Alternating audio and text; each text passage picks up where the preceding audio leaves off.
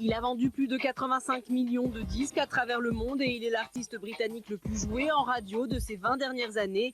George Michael, de son vrai nom Georgios Kyriakos Panayotou, est une véritable légende. Légende qui a démarré dans les années 80 avec le groupe Wham et qui s'est poursuivie avec une carrière solo tout aussi prestigieuse. Ce qui plaît avant tout chez George Michael, son sex appeal et son goût de la provocation, comme par exemple ce concert à Paris en 2006 où un chien habillé du drapeau britannique exécutait une fellation à une poupée gonflable de George Bush, une allusion directe à la guerre en Irak. Et pourtant, dans les années 90, ce penchant pour la provocation se retournera contre le chanteur avec une série de scandales qui ont considérablement émaillé sa réputation. 1998, toilette publique de Beverly Hills. La star répond aux avances d'un policier en civil. Il est arrêté pour exhibition et est obligé de révéler son homosexualité. Il s'en expliquera non sans humour dans l'émission de David Letterman, The Late Show. Il a joué à un jeu qui s'appelle « Je te montre la mienne et tu me montres la tienne. Et après, je t'emmène au poste. » Attendez, il parlait de quoi exactement? En tout cas, il ne parlait pas de son appareil dentaire. L'affaire fait scandale, mais George Michael décide de rebondir en composant la chanson Outside.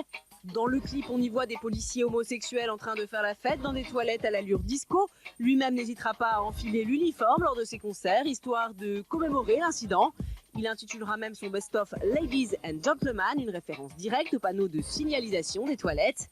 La révélation de son homosexualité ne porte pas préjudice à sa carrière. Pourtant, en 2006, il est de nouveau surpris avec un autre homme dans un parc londonien, ce qui faillit lui coûter sa relation avec son compagnon de longue date, Kenny Goss. George Michael assume au quotidien britannique Daily Mail, il tient ses propres chocs. Je crois que c'est l'endroit le plus sûr pour rencontrer des mecs. Même la police le sait. Je n'ai pas la moindre idée de qui était le gars en question, mais merci beaucoup. La même année, le chanteur se retrouve impliqué dans plusieurs affaires de stupéfiants.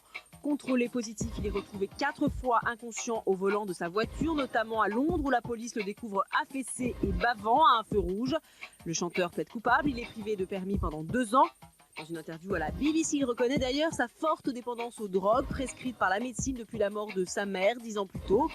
Ce qui ne l'empêche pas de récidiver en 2008. Le 19 septembre, il est de nouveau arrêté dans des toilettes publiques à Londres en possession d'un mélange de cannabis, de crack et de cocaïne. La star n'écope que d'un avertissement et jure à ses fans de ne plus recommencer. Jusqu'où ira George Michael? Révélation sur sa sexualité, démêlée avec la justice, mais à culpa. Il promet de tout dévoiler dans une autobiographie choc qui devrait sortir cette année.